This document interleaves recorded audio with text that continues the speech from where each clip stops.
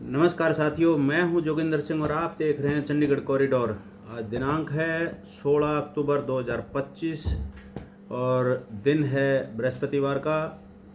जैसा कि कल हमने एक वीडियो डाला था आत्महत्या की आड़ में वर्दीदारी, तो इसी का पार्ट 2 समझें आप इसको।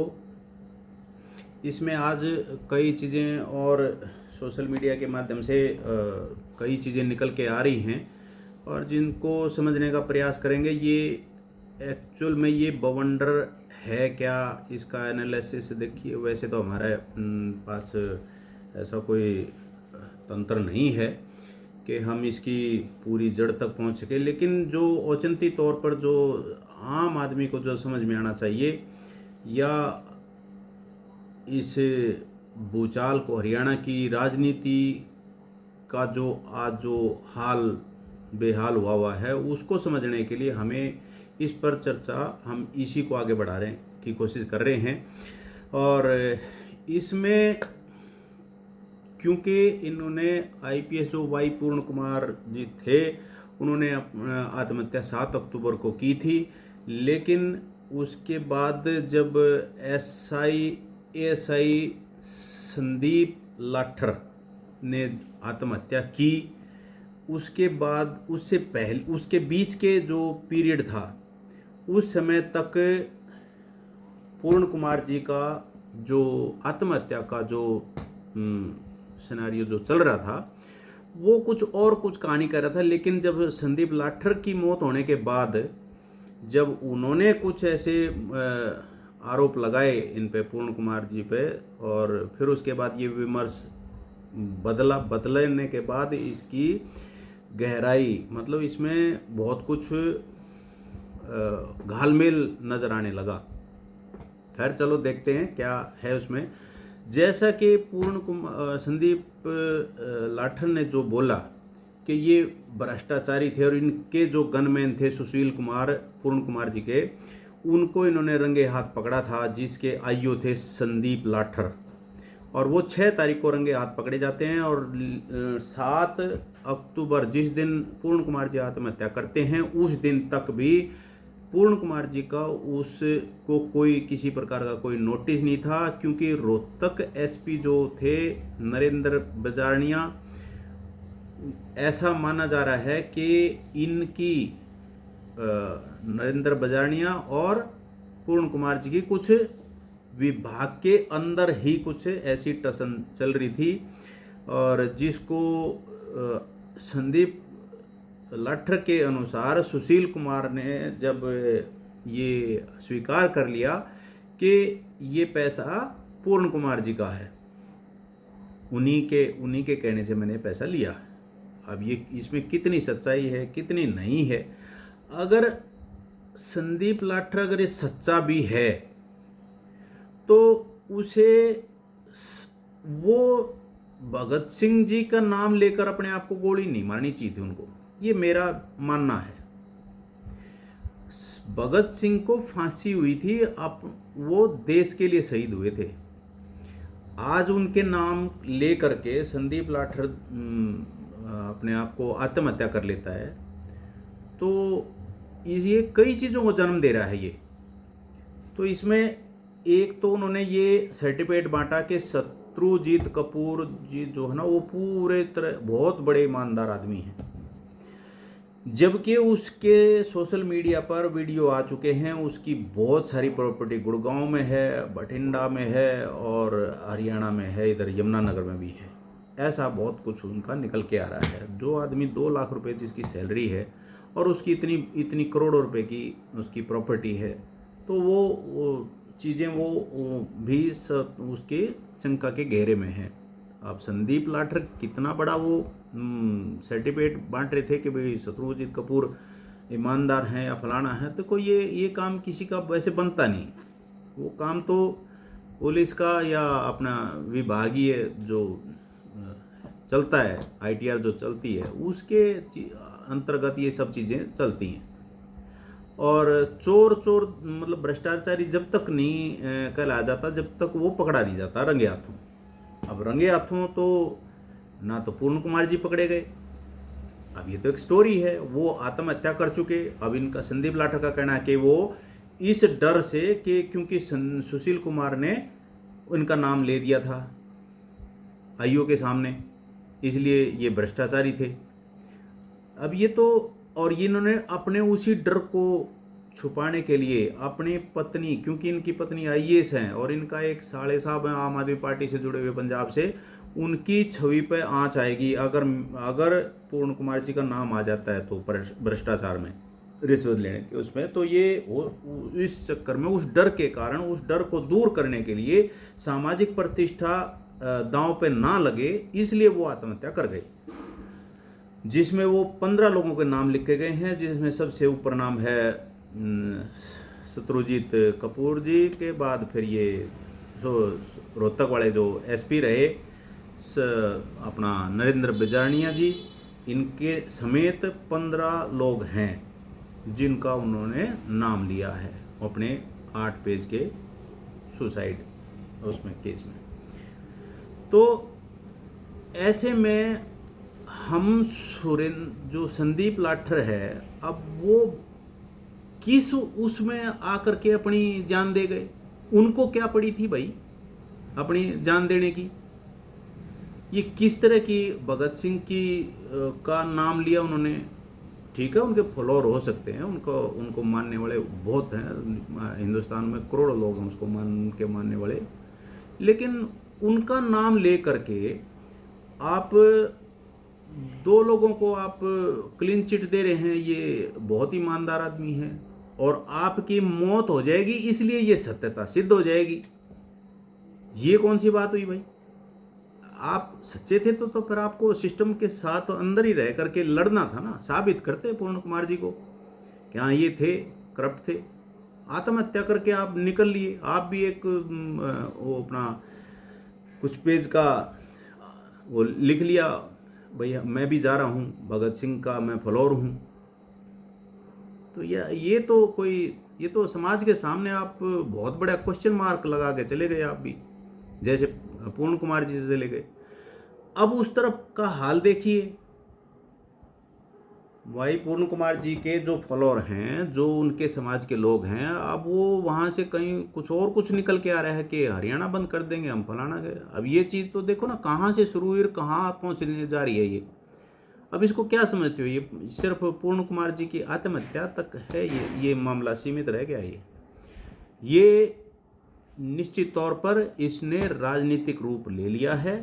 भले ही पूर्ण कुमार जी के समर्थक या उसके समाज के लोग सड़कों पर बैठें या शासन प्रशासन को बंधक बनाने की कोशिश करें, जबकि उनकी सभी मान ली गई हैं, उनकी इंक्वायरी बैठा दी गई है, उनका सारी चीज़ें वो जो है ना आरंभ हो गई है। और ये 9 दिन बाद कल इनकी अंत्येष्टि हुई है, तो इनकी पूर्ण कुमार जी की, तो ये 9 दिन तक चला।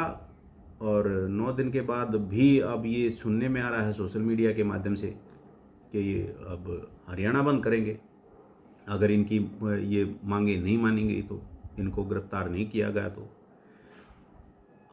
अब ऐसे कल को मैं अब इसमें एक चीज़ जोड़ रहा हूँ, इसमें जो पूर्ण कुमार जी का जो समाज है आज, क्योंकि वो आईपीएस थे, क्योंकि उनकी पत्नी आईएएस हैं, क्योंकि उनका एक साले साहब जो है ना वो आम आदमी पार्टी से एमएलए हैं, तो साख दाव पर लगी हुई थी, जिसको बचाने के लिए उनका समाज आज सड़कों पर है।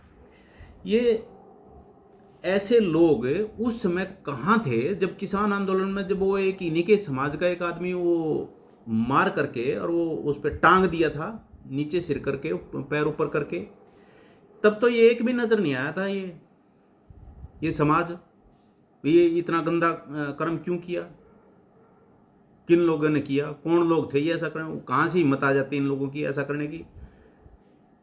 तो ये चीज़ें साथियों, अब ये चीज़ें अब इनके मुंह पर के अगर कोई इनको याद दिलाएगा तो ये चीज़ें जो है ना वो भड़केंगी ये। हालांकि मेरा ऐसा कोई तात्पर्य नहीं है इसमें, लेकिन एक आईना तो उस समाज को कौन दिखाएगा? या तो उन्हीं के लोग दिखाएं जो ये अब पूरा हरियाणा बंद करने की बातें कर रहे हैं। वो तो तब तो और भी अच्छा है, उन्हीं के लोग दिखाएं तो। लेकिन ये वो तब कहाँ गए थे? वो यही समाज था, इन्हीं के समाज का आदमी था वो। क्योंकि वो गरीब था, क्योंकि उसकी कहीं कोई काउंटिंग नहीं है। ये ही इन्हीं के लोग कुछ नहीं समझते अपने। जब कोई गरीब आदमी है, कोई मजदूर आदमी है और उसकी जान की कीमत कोई नहीं है, तब इनके मुख से एक उफ तक नहीं निकली थी। इतना गंदा कर्म हुआ था वहां। आज पूर्ण कुमार जी का, क्योंकि उसके एक लेगेसी दिख रही है पूरी पीछे, एक आईपीएस ने आत्महत्या कर ली, उसके बाद उसकी पत्नी आईएएस हैं, उसका एक पॉलिटिकल एक बैकग्राउंड है वहाँ साले साहब का। तो यहाँ पूरा समाज उठ खड़ा हुआ, जबकि विभत्स काम वो भी था जिसकी भर्त्सना होनी चाहिए थी। एक शब्द नहीं निकला है इनके मुख से, हमने तो सुना नहीं, किसी और ने सुना हो तो हम कह नहीं सकते। तो ये चीज़ें हैं। तो हम इसमें आप देखोगे ना, इस आत्महत्या में, ये जो आत्महत्या के आड़ में वर्दीधारी ये क्या छुपा करके गए हैं, क्या अपने आप को बचाने के लिए या उसकी आड़ लेकर के किस चीज़ से भागते नज़र आ रहे हैं ये, तो उसका इसमें कई चीज़ें इन्वॉल्व एक साथ आ रही हैं। एक ही महकमे की, एक ही संस्था के अंदर देखो, वो जो 2 आत्महत्याएं हुई उसके अंदर देखो क्या क्या शामिल है। उसमें है आत्महत्या, उसमें है सहानुभूति, उसमें है भ्रष्टाचार, उसमें है प्रभाव, उसमें है राजनीति, उसमें है पंचायत, और आईएएस आईपीएस का रुतबा तो है ही है। और इस सब में जो संदीप लाठर ने एक लाइन और बोली है अपने वीडियो में कि वो पैसे जो डैशबोर्ड में रह गए थे वो उनकी बेटी को दिए गए, पहुंचाए गए, उनकी बेटी को ने लिए। देखो ना, रिश्ते भी शामिल आ गए वो। तो सोचो, एक आत्महत्या स्टार्ट हुई, फिर दूसरी हुई, और इसके बीच में कितनी चीजें इसके अंदर इन्वॉल्व हैं। कर लो, जांच होनी चाहिए। जो पूर्ण कुमार जी की पत्नी है वो इसकी पूर्ण जांच की मांग कर रही हैं, हम भी उसका समर्थन करते हैं, होना चाहिए। उसकी जो भी उनकी मांगे हैं वो होनी चाहिए। उधर से संदीप लाठर के परिवार वालों ने भी कह दिया है कि ये जो आईएएस हैं, इनकी पत्नी पूर्ण कुमार जी की, इनके ऊपर एफआईआर होनी चाहिए। अब इनके ऊपर एफआईआर क्यों होनी चाहिए, ये लॉजिक नहीं समझ में आया। वो उनका जो कहना है भाई इनके ऊपर एफआईआर होनी चाहिए। खैर, ये तो संदीप लाठर के परिवार वाले जाने, उन्होंने मतलब क्या एंगल निकाला है इसके अंदर कि भाई इसके ऊपर एफआईआर होनी चाहिए, नहीं होनी चाहिए। तो इसमें बहुत अच्छी मानसिकता दोनों तरफ से समझ नहीं आ रही है, और पूरा हरियाणा इसमें इसकी उधेड़-बुन में लगा हुआ है। नुक्ती समझ में आ नहीं रही है, और इसलिए नहीं आ रही है क्योंकि जांच अभी स्टार्ट पूरी तरह से अपना रूप उसने लिया नहीं है। और जब ये जांच की रिपोर्ट आएगी तब ये हो सकता है कुछ चीज़ें सामने निकल कर आएँ। तो एक बात तो निश्चित तौर पर है, आज तक किसी आईएएस या आईपीएस को कभी सजा होते हुए नहीं देखा गया है। हमेशा नीचे वाला अधिकारी या उसका सबॉर्डिनेट कोई भी स्टाफ होगा, उस पर आंच आती है, उसी पे गाज गिरती है। आईएएस आईपीएस की लॉबी बहुत स्ट्रांग है, वो कभी नहीं चाहेगी एक आईपीएस के ऊपर कोई आंच आए। बेस उन्होंने जो अपनी आत्महत्या की है उसके बाद भी वो इस चीज़ से मतलब कोशिश रहेगी कि हाँ उनके ऊपर कोई, उनके दामन पर कोई छींटा ना आए। ये एक चलन की बात है और ये अक्सर ऐसा देखा गया है। लेकिन इस सब में अगर आप ढूंढोगे ना, जैसे जैसे ये सिनेरियो आगे बढ़ रहा है, तो उसमें आप देखो इसमें देश कहाँ है या राज्य कहाँ है। जब चीज़ें इतनी हो जाती हैं, क्योंकि आज ये समाज कर रहा है, पूर्ण कुमार जी का समाज कर रहा है। इससे पहले वो समाज जो हरियाणा फूंक देते थे अपनी बात मनवाने के लिए, ये सिखाया तो उन्होंने ही ना। उन्होंने करके ये दिखाया, हरियाणा जला के दिखाया। जब कभी भी कोई आंदोलन, झूठे सच्चे कोई आंदोलन, कभी मंडल आए के में उन्होंने पूरा सोनीपत की बस डिपो जो है ना फूंक दिया था, वो कौन लोग थे? फिर उसके बाद ये 2016 में वो कौन लोग थे जिन्होंने पूरा हरियाणा फूंक दिया? तो ये, लेकिन अब इसमें एक बात और है समझने की। बीजेपी के राज में एक चीज तो निश्चित तौर पर उभर के आ रही है कि ऐसे किसी भी आंदोलन को हवा देने में बीजेपी बहुत आगे है, बहुत आगे मिलती है। आपको 2020 में जाना पड़ेगा शाहीन बाग को, इनको बीजेपी का चरित्र समझने के लिए।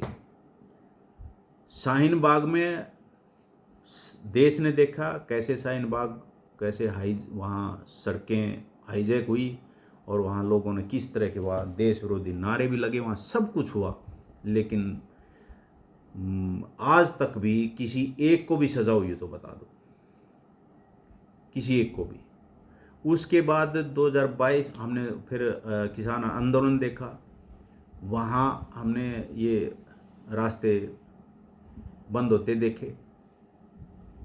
मजाल, आज तक किसी को वो देश का झंडा तक नोच लिया, कुछ नहीं। उसके बाद पश्चिम बंगाल में इनको 77 सीट्स मिलती हैं विधानसभा में 2022 में, और उसके बाद जो मारकाट वहाँ मची है हिंदुओं के साथ, जो हिंदू वहाँ से पलायन करके असम में घुसना पड़ा उनको, बताते हैं 1 लाख के आसपास भीड़ थी, और वो वहाँ से पश्चिम बंगाल खाली हो गया था। बीजेपी उनके साथ कभी नज़र नहीं आई, कभी कोई एक्शन नहीं लिया। नू में देख लो आप, कभी कोई एक्शन नहीं। अभी ताज़ा ताज़ा आप इनको लद्दाख में देख लो, वो एक इतना बढ़िया आदमी जो पर्यावरण से जुड़ा हुआ आदमी है, पर्यावरण के लिए तरह तरह की खोज कर रहा है, सेना के लिए बढ़िया से बढ़िया उसने टेंट दिए बना करके, उनके लिए जैकेट का वो दिए बना करके। और आज वो आदमी ने जैसे ही अपने राज्य के लिए अपने राज्य के लिए कोई मांग उठाई, और वो देशद्रोही बना दिया, NSA लगा दिया उसके ऊपर। ये है बीजेपी।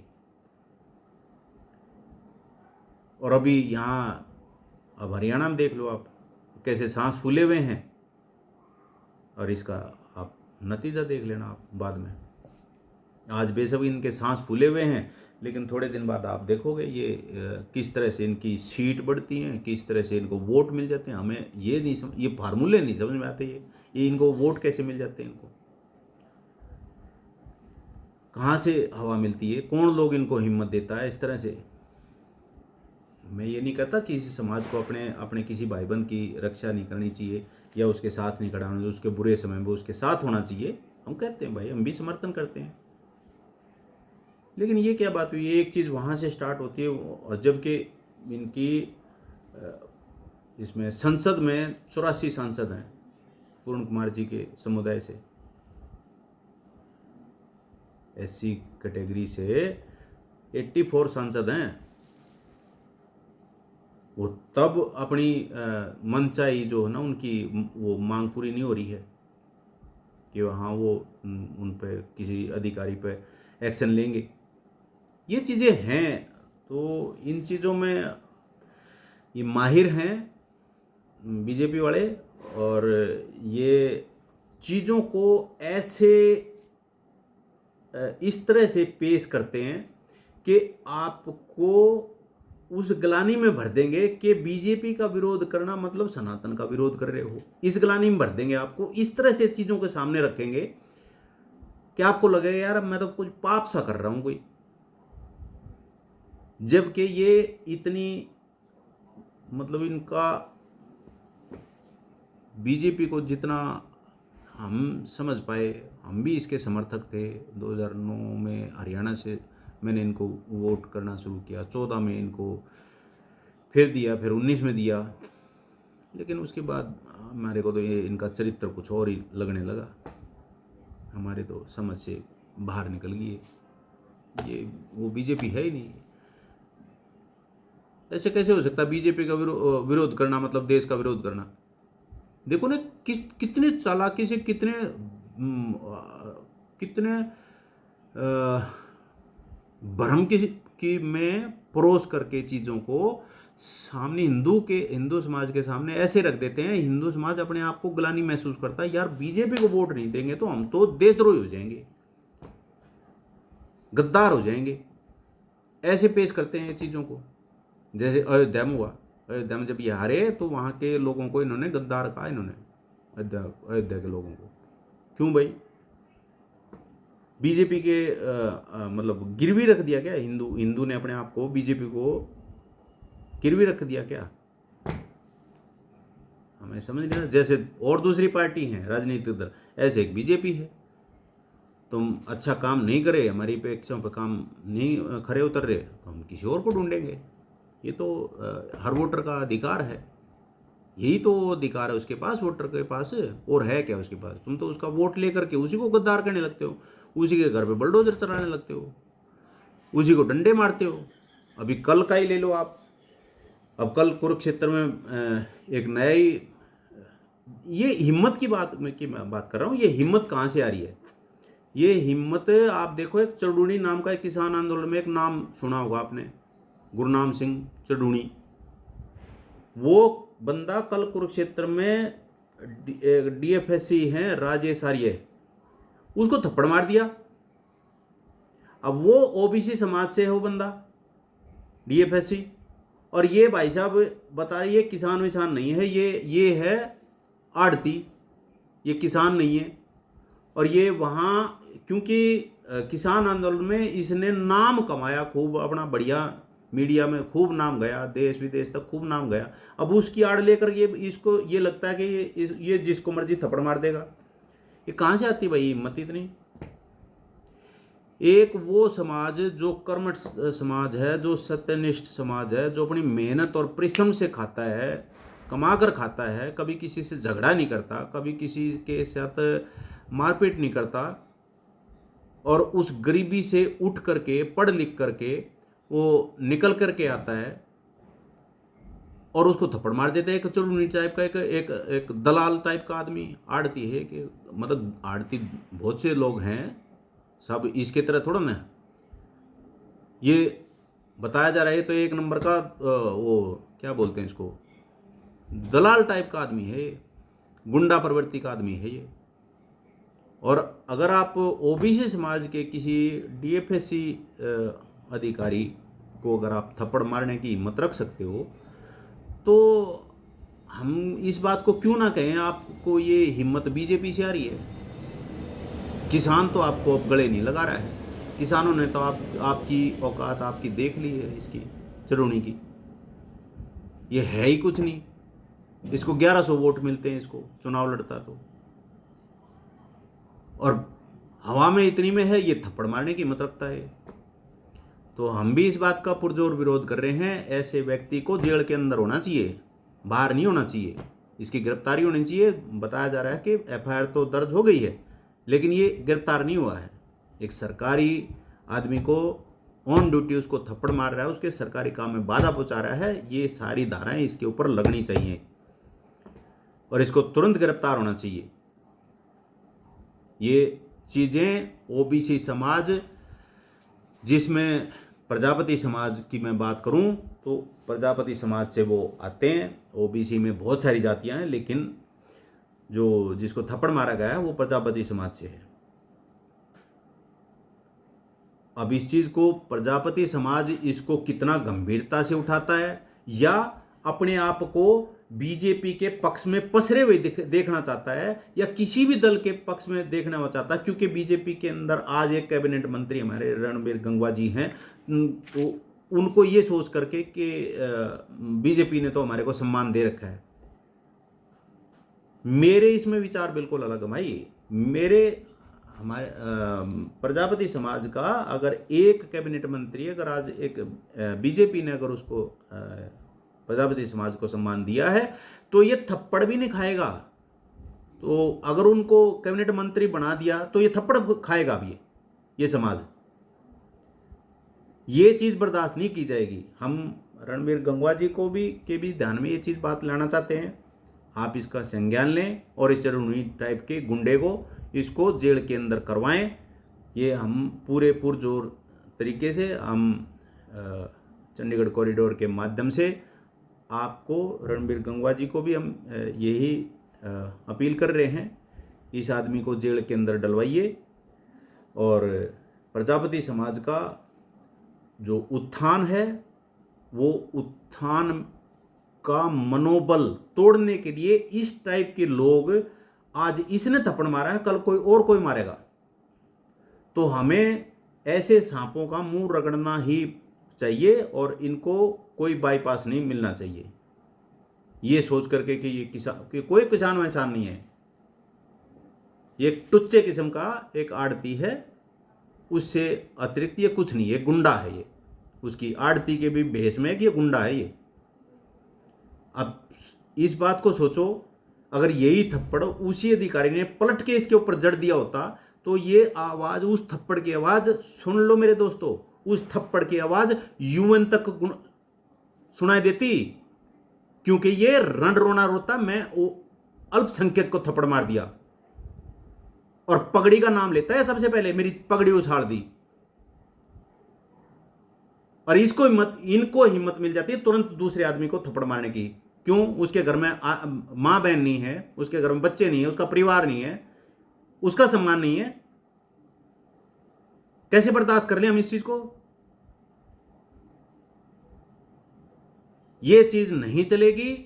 इसका चरुणी का जो ताप है इसके अंदर, जो किस बात का घमंड है हमें समझ नहीं आता, लेकिन ये वही मानसिकता है जो गोडसे वाली मानसिकता है।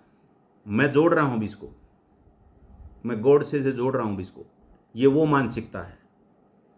गोडसे ने मारा होगा गांधी को, लेकिन मारने की मानसिकता ये वही है। अब यहां मैं कुछ और नाम जोड़ दूंगा तो ये यहां से निकल करके बात कहीं और कुछ पहुंचेगी वो। लेकिन मैं प्रजापति समाज से यही कहना चाहूँगा, आप इसको उठाइए, जितना हो सके उतना उठाइए, और इस घमंडी आदमी को, इसको जो है ना, अगर आज आप चुप रहे तो कल को कोई दूसरा मारेगा, और इसको आज ही रगड़ो, इसको अंदर करवाओ, इसको जेल के अंदर। मैं ये नहीं कहता कि सड़क पे उतर के जो इसने काम किया तुम भी, प्रजापति समाज भी इन्हीं के जैसा कुछ ऐसा कुछ करे, वो तो हो ही नहीं सकता। हमारा समाज, ये समाज तो करता ही नहीं ऐसा। ये तो बहुत शांत और अपने काम में लगन रखने वाला समाज है ये। कभी किसी से झगड़ा नहीं, कोई बैर नहीं, कोई और नहीं। और ये तो तब है जब एक अधिकारी को मार दिया इसने थप्पड़। ये ऐसी मानसिकता के लोग जो खेतों में आम मजदूरों को जो मारते हैं उसकी तो कोई गिनती ही नहीं है। अभी मैंने बोला ना, वो जो वहां किसान आंदोलन में वो जो उल्टा करके लटकाया था, पूर्ण कुमार जी के समुदाय से था वो। ये मानसिकता वही है, वहां से आती है इनको ये हिम्मत। और हिम्मत इसलिए आती है क्योंकि सही समय पर इनका विरोध नहीं होता। तो इन्हीं चीजों के साथ अब इसमें एक चीज और मैं ऐड करना चाह रहा हूं। एक बड़ी मज़ेदार सी खबर है, वो है बिहार से एक प्रशांत किशोर नाम का एक आदमी पिछले कई महीने से बड़ा मीडिया में छाया हुआ था, गोदी मीडिया में विशेषकर। बहुत तगड़ी अपनी लॉबिंग चला रखी थी उसने, और वो बीजेपी के लिए बैटिंग कर रहा था। वो लोगों को सामने जन स्वराज नाम की एक पार्टी लेकर के, जिसकी स्थापना 2 अक्टूबर 2024 को की उसने, और बहुत बड़े बड़े सपने दिखा रहा था बिहार के लोगों को। और कल वो भाई साहब मैदान छोड़ करके भाग गया। ऐसे ही एक आया था एकम सनातन भारत दल में एक महासचिव संदीप देव नाम का, वो भी ऐसे ही भाग गया था। अब ये पता नहीं बिहार के पानी में क्या विशेषता है, वहाँ इतनी बढ़िया लोग वहाँ पैदा हुए हैं, लेकिन ये इस टाइप के लोग भी यहाँ पैदा हुए हैं। समझ नहीं आती। ये समय का फेर है या पानी बदल गया वहाँ का, ये क्या है। वो अब कह रहा है, कहता नहीं मेरी पार्टी ने तो डिसीजन लिया, आप जो काम कर रहे हैं ना वो करते रहिए, उससे आपका आर्थिक नुकसान नहीं होना चाहिए, और लेकिन मैं अपनी पार्टी के नेताओं का समर्थन करता रहूँगा। समर्थन करता रहेगा। ये दलाल कहते हैं ऐसे लोगों को, बेकाऊ आदमी। इतने दिन से लोगों का बेवकूफ़ बना रहा था ये आदमी, और अब बीजेपी के पक्ष में इसने पहले बीजेपी को कभी नहीं कोसा। उसके एक बिहार के उप मुख्यमंत्री सम्राट चौधरी को इसने ज़रूर उसका उधेड़बुन की थी उसकी, लेकिन उसने कभी ना नड्डा को, ना अमित शाह को, ना नरेंद्र मोदी को, कभी नहीं उसने बंदे ने उसके मुख से इनका नाम निकला कि ये बिहार में इनको नहीं घुसने देंगे, और वो कल वो भाग गया। तो ऐसे ऐसे लोगों से बच के रहा करो मेरे बिहार के दोस्तों। आप ये आपके बिहार में कुछ इस तरह के लोग भी हैं, उनको पहचानना सीखो, उनकी बातों में मत आओ। आपने जो सोच रखा है, जो ठान रखा है, उस पे फोकस रखो। वहाँ कौन है ये बिहार के लोग अच्छे से जानते हैं। वहाँ आपको आपके कार्य कौन अच्छे से कर सकता है, कांग्रेस कर सकती है। कांग्रेस वापसी के लिए अपनी वहाँ धरातल तलाश रही है। अगर कांग्रेस आपके लिए ठीक काम कर रही है तो आप उनके साथ जाइए। अगर लालू का परिवार आपको लगता है भाई वही कर सकते हैं, जैसा कि उनके समय का लालू के टाइम का जो गुंडा राज था वो अभी भी कायम है, या उससे आपको छुटकारा मिल जाएगा उनको दूर रखने से, तो आप निश्चित तौर पर आपको देखिए, अपना विकल्प ढूंढो। तो वही है, लेकिन ये प्रशांत किशोर टाइप के लोगों के झांसे में मत आओ जी। आज के लिए बस इतना ही, धन्यवाद। मिलते हैं नेक्स्ट वीडियो में, तब तक के लिए दीजिए आज्ञा, और कोई लाइक, शेयर या कमेंट अगर आप कर देंगे तो मेरा प्रोत्साहन बढ़ेगा, दोबारा से वीडियो बनाने का मन करेगा, आपसे बात करने का मन करेगा। धन्यवाद।